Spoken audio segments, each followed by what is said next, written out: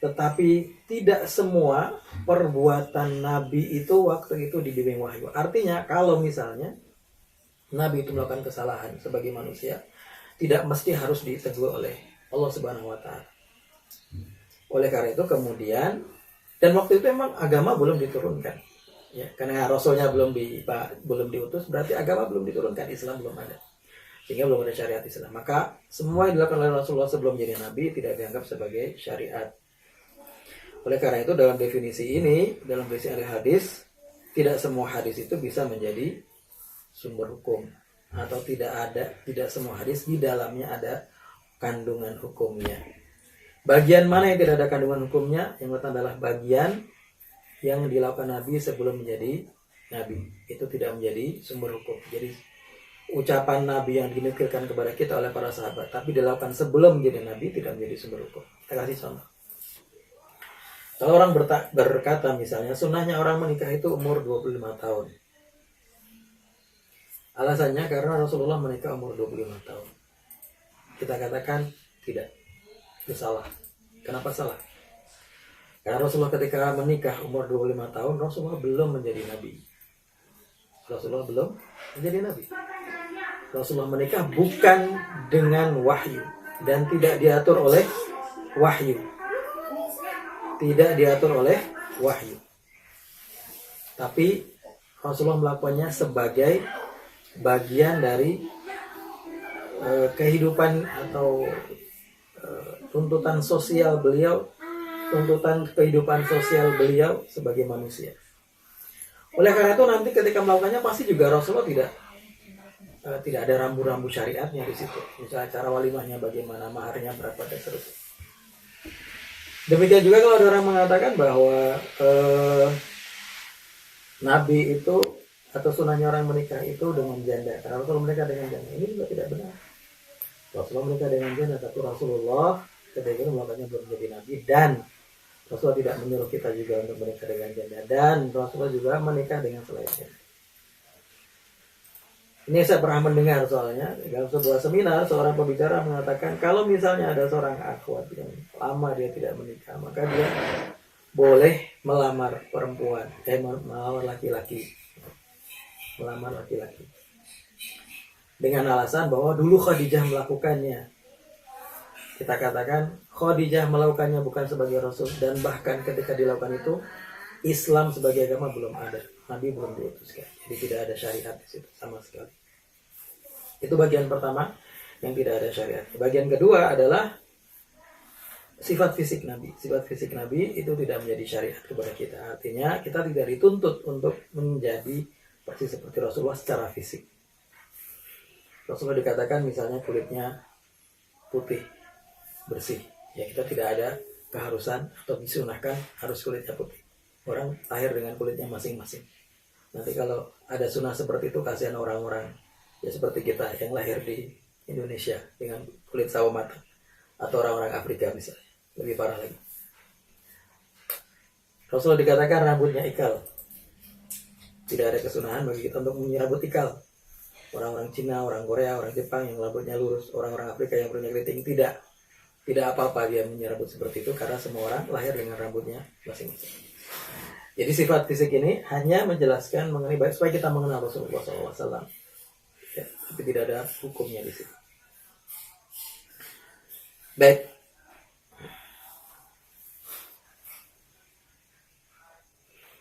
Nanti kita akan jelaskan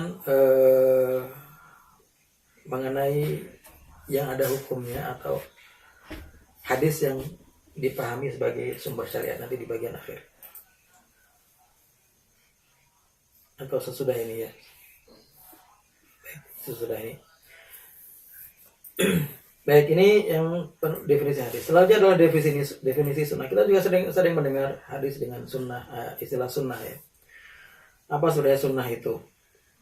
Ya, ada sebagian ahli hadis yang menyamakan antara hadis dengan sunnah, ada yang membedakan hadis sendiri, sunnah sendiri.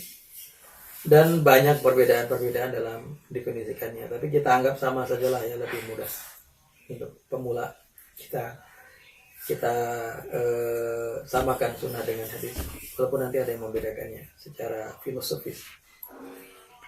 Jadi kita mendengar istilah sunnah. Sunnah secara bahasa artinya adalah at-tariqah. At-tariqah. Tariqah artinya jalan, cara, metodologi. Maka Rasulullah mengatakan, man sanna bil islami sunnatan hasanatan falahu ajruha wa ajru man amila biha. Barang siapa yang mengajarkan sunnah, cara, sebuah amalan, melakukan sesuatu yang baik, maka dia mendapatkan pahalanya dan pahala orang yang melakukannya, orang mengikutinya maksudnya. La yanqusu min ujurihim syai'an min ghairi an yanqusa min ujurihim syai'an, tanpa mengurangi pahala orang-orang yang mengikuti tersebut. Dan sebaliknya, wa man sanna fil islami sunnatan sayyatan fa alaihi wizruha wa wizru man amila biha min ghairi an yanqusa min awzarihim syai'an. Dan barang siapa mengajarkan keburukan, cara amalan yang buruk, maka dia mendapatkan dosanya dan dosa orang yang mengikutinya tanpa mengurangi sedikit pun dosa mereka. Di situ Rasulullah menggunakan istilah sunnah sebagai dalam secara bahasa. Sunnah secara bahasa yaitu jalan, cara. Nah, secara menurut definisi yang lain, sunnah secara istilahnya ada beberapa perbedaan. Secara menurut ahlul hadis, sunnah tadi ya kita samakan dengan hadis, berarti definisinya sama. Mau bifaidan Nabi sallallahu alaihi wasallam min qaulin aw fi'lin aw taqririn aw sifatin khuluqiyatin aw khalqiyatin qabla al-bi'tsati aw ba'daha. Menurut ahli fikih ini ahli hukum agama. Karena fikih itu adalah al-ahkam at-taklifiyah al-amaliyah. Fahmul ahkam at-taklifiyah al-amaliyah, yaitu memahami hukum taklifi yang praktikal, yang berupa amalan-amalan, bukan akidah, bukan kepercayaan, tapi amalan. Nah, ahli fikih ini dalam terminologi mereka ada yang disebut dengan ahkam asy-syar'iyyah, hukum syar'i. Jadi semua perbuatan manusia itu tidak akan keluar dari 5 hukum yang disebut dengan ahkam syariah, ini hukum syariah, yaitu wajib, sunnah, makruh, haram, dan mubah. Wajib, sunnah, makruh, haram, dan mubah. Semua perbuatan manusia itu bisa jadi adalah perbuatan yang wajib, atau sunnah, atau makruh, atau haram, atau mubah. Wajib adalah satu yang harus dikerjakan. Kalau dikerjakan mendapatkan pahala, kalau ditinggalkan berdosa. Nah, sunnah menurut ahli fikih adalah ma yusabu fa'iluhu wa la yu'aqabu tarikuhu. Perbuatan yang kalau dilakukan mendapatkan pahala orang yang melakukannya, tapi kalau tidak dilakukan tidak berdosa. Jadi sunnah menurut ahli fikih adalah perbuatan yang kalau dilakukan mendapatkan pahala, kalau ditinggalkan tidak berdosa. Kita kasih contoh misalnya sholat duha. Sholat duha kalau dilakukan dapat pahala, kalau ditinggalkan tidak berdosa. Sholat qiyamul lail, sedekah, dan seterusnya. Jadi ternyata kita lihat di sini sunnah dipakai dengan istilah yang berbeda atau dengan makna yang berbeda oleh ahli fikih. Baik, ada satu lagi satu kelompok ulama atau satu bidang ilmu yang memberikan definisi sunnah secara berbeda, yaitu ahli usul fikih. Ahli usul fikih adalah mereka yang memahami kaidah dalam istinbatul ahkam, dalam mengambil hukum dari sumbernya, yaitu Al-Quran dan hadis. Jadi kalau kita urutkan seperti ini, Islam ada sumber hukum, yaitu Al-Quran dan hadis. Al-Quran dan hadis untuk bisa difahami oleh masyarakat awam harus melalui proses. Karena apa? Karena masyarakat awam tidak bisa langsung mengakses.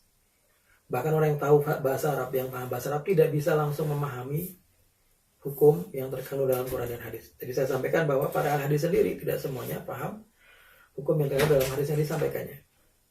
Oleh karena itu perlu orang yang bisa memahami, perlu ilmunya.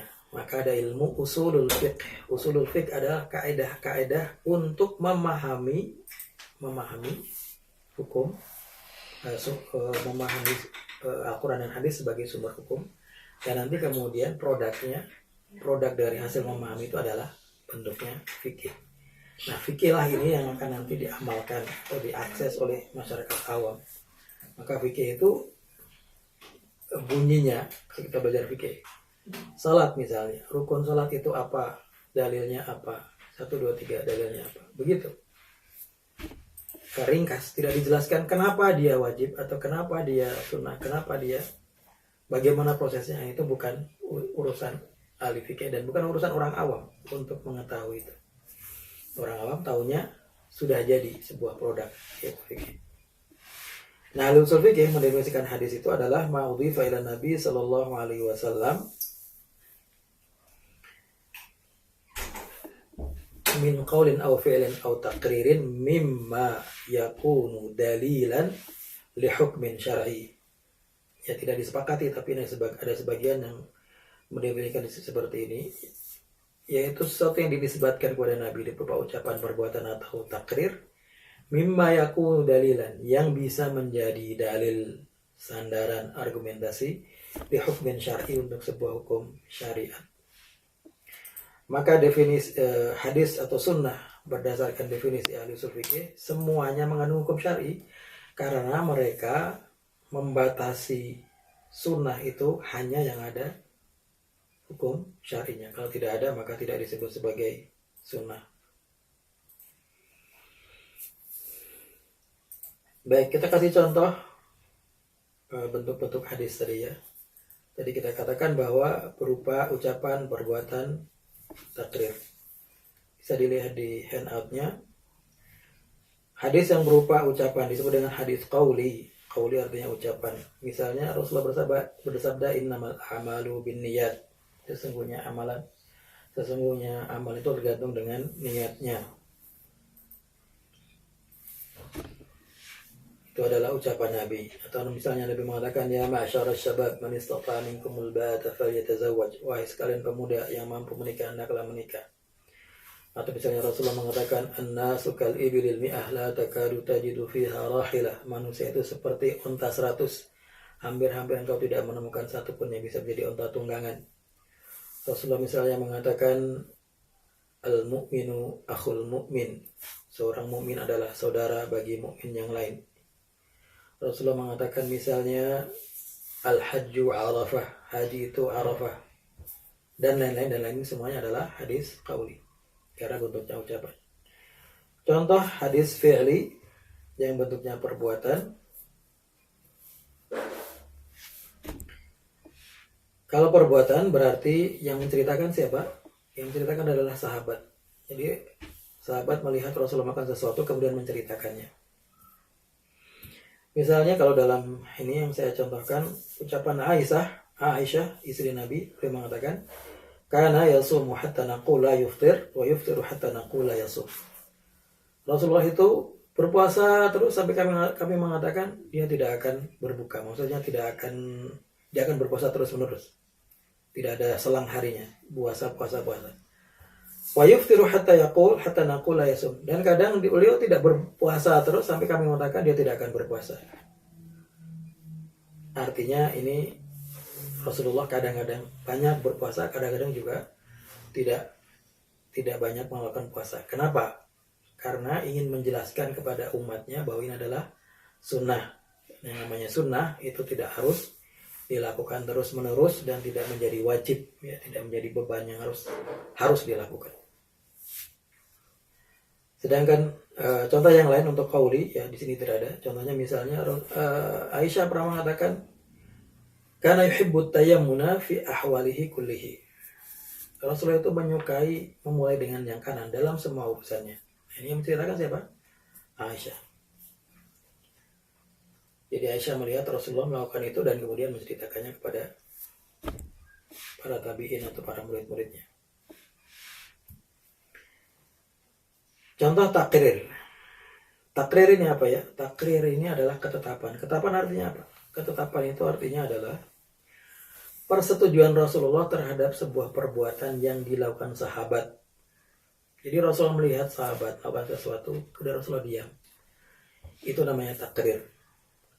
Kok diam kok dikatakan sebagai hukum, kok sebagai dikatakan bahwa itu dari Rasulullah? Karena Rasulullah itu tugasnya adalah wa ma'alar rasuli illal balagh. Tugas Rasul adalah menyampaikan. Menyampaikan apa? Menyampaikan risalah Allah. Menyampaikan mana yang benar dan salah sesuai dengan apa yang diinginkan Allah Subhanahu wa taala. Maka apapun yang dilihat Rasulullah di depannya, kalau salah, maka Rasulullah wajib mengingatkan, wajib. Karena tugasnya menyampaikan. Kalau ada perbuatan yang salah tidak sesuai dengan yang dikehendaki Allah, maka Rasulullah punya kewajiban untuk menjelaskan. Karena tugas Rasul adalah menyampaikan, tabligh. Oleh karena itu ketika ada sebuah perbuatan dilakukan oleh para sahabat, kok Rasulullah diam, menunjukkan bahwa perbuatan itu tidak apa-apa, boleh dilakukan. Nah, ini disebut dengan takrir. Misalnya contohnya di sini dalam yang saya kutip, ketika pada orang Bani Quraidah, Rasulullah mengatakan la yusalliyanna ahadukum minkum al-asra illa fi Bani Quraidah. Jangan sekali-kali kalian pergi salat asar kecuali di Bani Quraidah. Bani Quraidah ini suku Yahudi di luar Madinah. Nah, Rasulullah itu keluar dari Madinah akan berangkat ke Bani Quraidah untuk memerangi mereka karena mereka melakukan tidak menepati janji, melanggar perjanjian dengan kaum muslimin. Nah, jaraknya agak jauh, maka Rasulullah mengatakan kalian jangan sampai sholat kecuali Bani Quraidah. Nah, kemudian ketika dalam perjalanan ini para sahabat sudah masuk waktu asar, belum sampai Bani Quraidah. Kemudian para sahabat berbeda pendapat. Apa maksud Rasulullah jangan sekali-sekali sholat di Bani Quraidah? Pendapat pertama, kelompok tekstualis mengatakan Rasulullah nyuruh kita pokoknya sholat asar di Bani Quraidah. Apapun yang terjadi sholat asar di Bani Quraidah. Maka mereka tidak berhenti untuk sholat asar, tapi terus melakukan perjalanan sampai ke Bani Quraidah dan ternyata mereka sampai di sana maghrib baru sholat asar. Kelompok kedua mengatakan Rasul tidak mengatakan seperti itu. Ini kelompok kontekstual yang memahami konteksnya. Rasulullah mengatakan menyuruh kita tidak sholat di Bani Quraidah. Itu maksudnya adalah tidak sholat kecuali di Bani Quraidah. Maksudnya adalah kita disuruh cepat sehingga sampai waktu asar kita sudah sampai Bani Quraidah. Tapi barangkali tadi kita tidak terlalu cepat sehingga ini sudah masuk waktu asar belum sampai Bani Quraidah. Tapi sholat asar tetap dilakukan pada waktunya. Maka kemudian mereka berhenti dan sholat asar. Nah, kemudian dua hal ini terjadi perbedaan ini. Para sahabat kemudian menyampaikan kepada Rasulullah dan ternyata Rasulullah mendiamkan. Dalam riwayat Bukhari dikatakan walam yu'annif wahidan minhum. Rasulullah tidak menyalahkan, tidak berkata kasar, tidak menyalahkan kedua kelompok tersebut. Artinya dua-duanya dianggap benar. Baik, contoh yang wasfi khuluqi, akhlak Nabi misalnya di sini hadis karena Rasulullah ajwadan nas.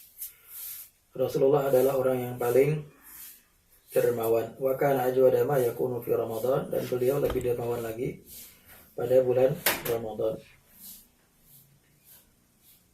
Ini akhlak Rasulullah, kedermawanan Rasulullah.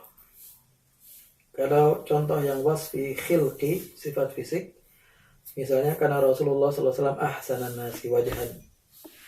Rasulullah adalah orang yang paling ganteng, wa ahsanuhu khuluqan, dan paling baik akhlaknya.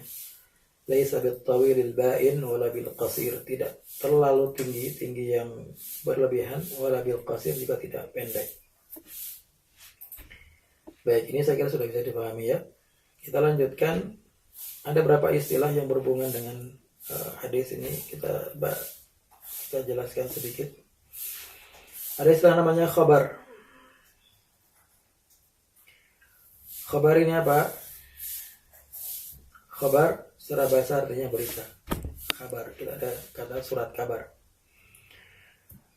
Nah, dalam istilah ahli hadis kata khabar terutama oleh ulama dahulu ya, menyamakan hadis dengan khabar. Jadi hadal khabar artinya hadal hadis. Sama artinya.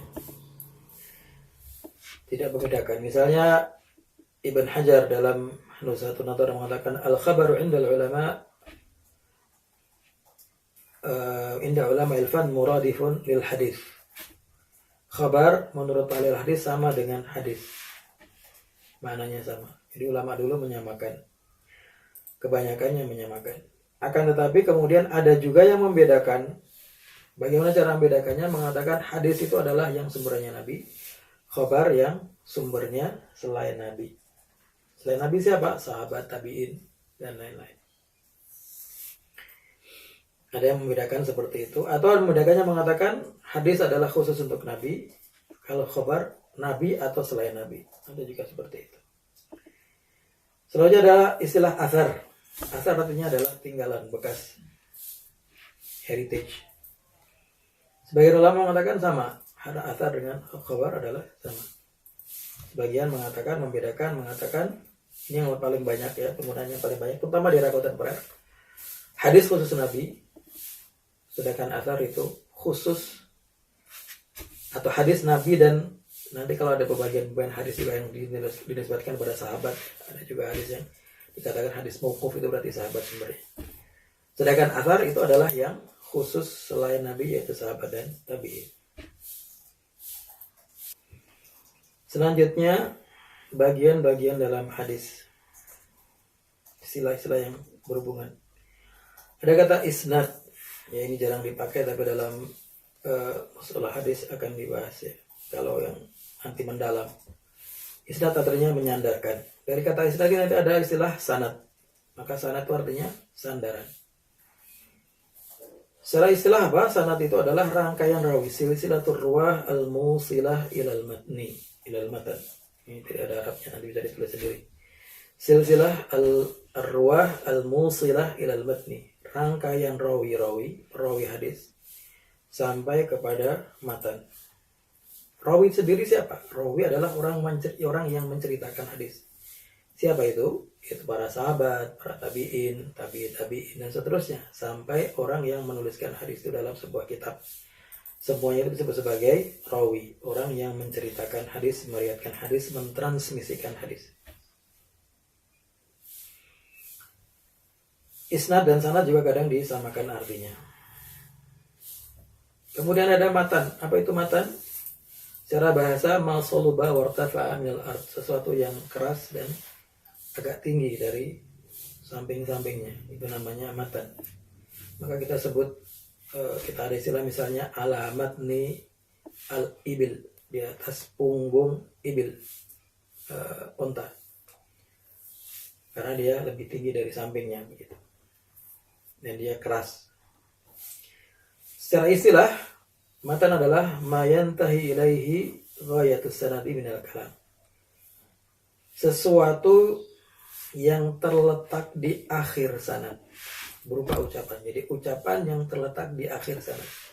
Secara tadi rangkaian rawi, jadi rawi sampai Rasulullah. Nah, setelah kata Rasulullah itulah yang disebut dengan matan. Atau barangkali kalau misalnya hadisnya berupa hadis fi'li, hadis perbuatan, maka setelah sahabat kemudian yang mengatakan karena Rasulullah, misalnya Rasulullah melakukan begini, nah itu disebut dengan matan.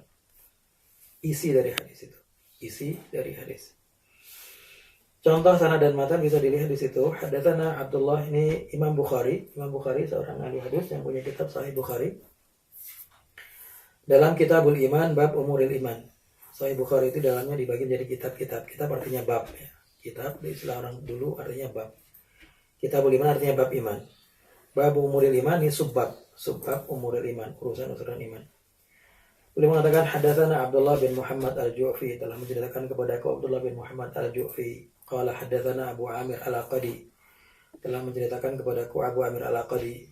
Qala hadatsana Sulaiman bin Bilal, telah menceritakan kepadaku Sulaiman bin Bilal. An Abdullah bin Dinar, dari Abdullah bin Dinar. An Abi Saleh, dari Abu Saleh. An Abi Hurairah, dari Abu Hurairah radhiyallahu taala anhu. Anin Nabi sallallahu alaihi wasallam, dari Nabi Muhammad sallallahu alaihi wasallam. Qala, beliau bersabda, al-imanu bid'un wa sittuna syu'bah. Iman itu 660 lebih cabang. Wal haya'u syu'batun minal iman.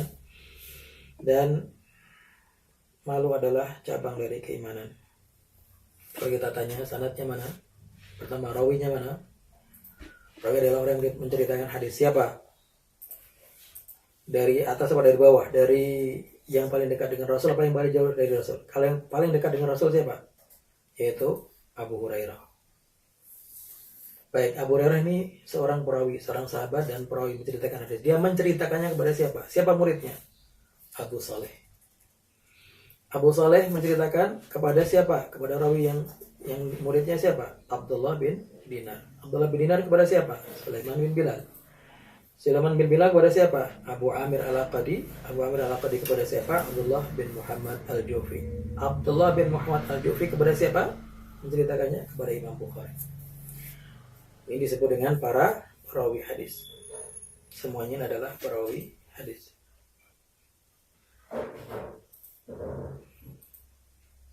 Nah kemudian orang yang terakhir yaitu Imam Bukhari, beliau mengumpulkannya dalam sebuah buku, ditulis dan diajarkan, diriwayatkan. Maka dia disebut sebagai mukharrijul hadis, orang yang mengeluarkan hadis. Mengeluarkan maksudnya mempublikasikannya dalam bentuk karangan, dalam bentuk buku yang bisa diakses oleh banyak orang. Nah, kumpulan dari para perawi-perawi hadis ini disebut dengan sanad. Jadi kalau kita katakan sanadnya dari mana? Sanadnya Bukhari. Kita katakan sanadnya Bukhari itu mana? Sanadnya Bukhari adalah dari Abdullah bin Muhammad al-Ju'fi sampai Abu Hurairah. Ini semua adalah rangkaian rawi-rawi. Baik, dalam sanad ini apa ada unsur lain nggak selain rawi? Kalau kita lihat di sini, ada unsur lain nggak selain rawi? Pertama ada nama tadi para perawi, Abdullah al-Ju'fi, Abu Amir al-Qadi dan seterusnya. Apa ada unsur yang lain? Ada, yaitu apa? Kata haddatsana di sini. Kata qala, an. Haddatsana tadi yang menceritakan kepadaku. Kalau an artinya dari, kalau qala artinya berkata. Ini semua disebut sebagai sighatut tahammul wal ada. Sighat itu redaksi, kata yang dipilih. Untuk tahammul, untuk menceritakan, untuk mendeskripsikan bagaimana dia mendapatkan hadis tersebut dari gurunya, wal ada, dan kemudian menyampaikannya kepada muridnya. Kenapa ini perlu? Untuk menilai nanti validitas hadis, apakah dia betul-betul bertemu dengan gurunya atau tidak. Maka sighatnya beda-beda, ada haddatsana, ada an, ada qala, dan seterusnya. Maka dalam sanad ada dua hal, ada perawi dan ada sighatut tahammul wal ada. Kemudian matanya mana? Matanya dari al-imanu bid'un wa sittuna syu'bah wal haya'u syu'batun minal iman.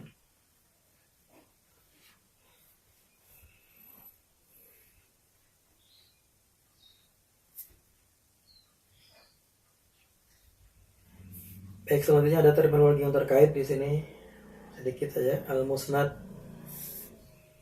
isim maf'ul dari asnada yang berarti menyandarkan, menisbatkan. Berarti al-musnad artinya dinisbatkan. Dalam terminologi hadis, musnad ada yang menyamakannya dengan sanad. Jadi sanad sama dengan musnad. Ya, ada yang mengatakan musnad artinya hadis yang dinisbatkan kepada Nabi. Atau istilah yang lain, musnad adalah kumpulan hadis berdasarkan sahabat.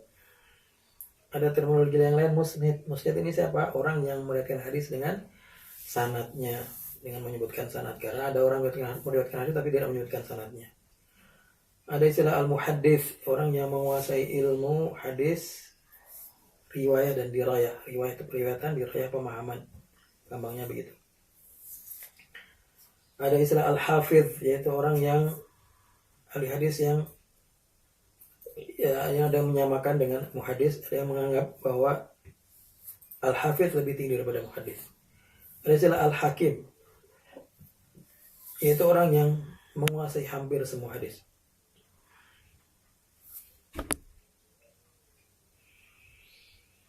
Baik, terakhir tentang kehujahan hadis.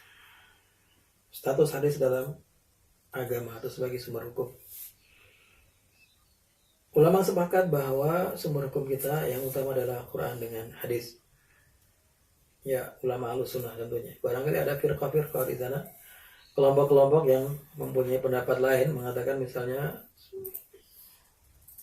hadis bukan sumber hukum. Ada. Tapi tentunya adalah kelompok-kelompok yang sesat. Ya, dan ini sudah muncul sejak zaman sahabat. Dan aneh kalau misalnya orang beragama tanpa Quran itu tanpa hadis itu bagaimana? Sholatnya bagaimana begitu kalau mau sholat kalau tanpa hadis? Karena cara sholat, jumlah rakaat, bacaannya dan seterusnya semuanya dijelaskan dalam hadis, dalam Quran nggak ada. Semua detail hukum begitu. Oleh karena itu hadis ini merupakan sumber hukum yang berdiri sendiri setelah Al-Quran. Berdiri sendiri artinya dia bisa menetapkan hukum. Kenapa? Karena sumbernya Rasulullah. Nah, Rasulullah kan manusia, iya, tapi Rasulullah walaupun manusia, dia dibimbing oleh wahyu. Artinya apa yang dilakukannya, diucapannya dikontrol oleh Allah Subhanahu Wa Taala. Tidak mungkin melakukan sesuatu yang bertentangan dengan hukum Allah. Maka kalau Rasulullah memutuskan, dia menjadi hukum. Walaupun nanti ada penjelasan yang lebih detail ya, tapi secara globalnya begitu dulu. Dalam Al-Quran Allah mengatakan, wa anzalna ilaika dzikra litubayyana lin-nasi ma nuzila ilaihim wa la'allahum yatafakkarun. Wa anzalna, dan kami telah menurunkan ilaika dzikra, kepada engkau wahai Muhammad, az-dzikra. Az-dzikra ini apa? Para ulama ahli tafsir menafsirkannya sebagai sunnah. Kenapa? Karena bagian ayat ini selanjutnya mengatakan litubayyana lin-nasi ma nuzila ilaihim, supaya engkau menjelaskan dengan az-dzikra tersebut itu, dengan az-dzikra itu manusila ilaihim, sesuatu yang diturunkan kepada mereka. Apa yang diturunkan kepada mereka, kepada para umat manusia? Al-Quran. Al-Quran diturunkan oleh Allah melalui Jibril. Nah, az-zikra ini apa kalau tugasnya menjelaskan kepada Al-Quran? Berarti sunnah. Wala'allahum yatafakkarun, dan supaya mereka berfikir. Kemudian dalam hadis Rasulullah juga bersabda, Anil Miqdam ibn Ma'adi Karib an Rasulullah sallallahu alaihi wasallam, qala, dari Miqdam bin Ma'adi Karib, Rasulullah bersabda, ala inni utitul kitaba wa mithlahu ma'ahu. Ketahuilah bahwa aku diberikan Al-Quran, Alkitab. Wa mithlahu wa ma'ahu, dan yang setara dengan Alkitab. Apa yang dimaksud? Yaitu hadis. Hadis setara dengan Al-Quran. Ala yushiku rajulun sya'bana ala arikatihi yaqul. Sudah dekat datangnya muncul seseorang laki-laki yang dia sya'bana ala arikatihi, dalam kondisi kenyang dan bertiduran di atas tempat yang empuk, di atas kasurnya. Maksudnya menunjukkan bahwa dia bukan orang yang bukan bukan ulama yang memahami agama, yang capek untuk belajar agama, tapi orang yang hidup dengan enak, tidak memahami agama dengan baik. Dia mengatakan, yaqulu alaikum bihadzal Qur'an fama wajadtum fi min halalin fa ahalluhu wa ma wajadtum fi min haramin fa harrimuhu. Hendaklah kalian berpegang dengan Quran ini. Yang halal dalam Al-Quran kalian halalkan, yang haram kalian haramkan. Cukup, gak usah yang lain. Maksudnya begitu.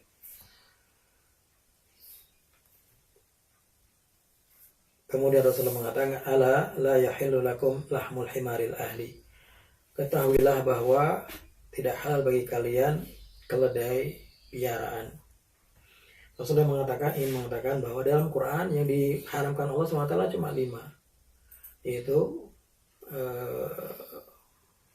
daging babi, bangkai, darah yang disembelih bukan karena untuk Allah Subhanahu wa taala, dan khamr. Cuma 5 saja, makanan dan minuman yang diharamkan.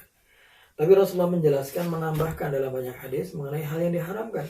Nah, di antaranya adalah al-himarul ahli, keledai piaraan, bukan keledai liar. Keledai liar itu kalau dalam bahasa Arab zebra itu, dan juga keledai liar yang memang liar, tidak dipelihara. Ala wala kulli dhi nabin minas sab'i, dan juga semua binatang buas yang mempunyai taring, dan seterusnya. Ya, baik, ini berarti hadis ini menjadi dalil bahwa apa yang dihalalkan dan diharamkan Rasulullah juga menjadi sumber hukum. Terakhir, jadi status Al-Quran, status hadis terhadap Al-Quran itu apa? Dalam hubungannya dengan Al-Quran, hadis mempunyai beberapa fungsi. Yang pertama, menguatkan hukum yang ada dalam Al-Quran. Jadi sifatnya menguatkan. Sudah ada dalam Al-Quran, hadis menjelaskan, menguatkan lagi. Misalnya, kewajiban sholat ada dalam Al-Quran, hadis juga datang menguatkan. Kewajiban zakat ada dalam Al-Quran, hadis menguatkan, dan seterusnya. Yang kedua, menjelaskan yang mujmal. Mujmal ini global. Contohnya sholat dalam Quran global, tidak ada caranya. Cuma disuruh sholat. Bagaimana caranya? Nggak ada. Nah, hadis menjelaskan caranya. Yang kedua, mengkhususkan itu mengecualikan kata-kata yang umum dalam Al-Quran. Misalnya dalam Al-Quran Allah mengatakan mengenai hukum waris, bahwa lidzakari yusikumullahu fi auladikum lidzakari mithlu hadzil unsayain. Allah memberikan wasiat kepada kalian dalam hal warisan itu, anak-anak kalau laki-laki bagiannya 2 kali lipat anak perempuan. Berarti ayat itu mengatakan semua anak laki-laki dan perempuan itu mendapatkan warisan dari orang tuanya. Tapi ternyata Rasulullah mengatakan la yarithu al-qatil, kecuali anak yang membunuh orang tuanya. Itu tidak dapat warisan. Kenapa? Karena dia membunuh orang tuanya, ingin segera bapaknya mati supaya dapat warisan. Maka dalam kaidah dikatakan man ta'ajjala bi syai'in qabla awanihi uqiba bihirmanihi. Barang siapa yang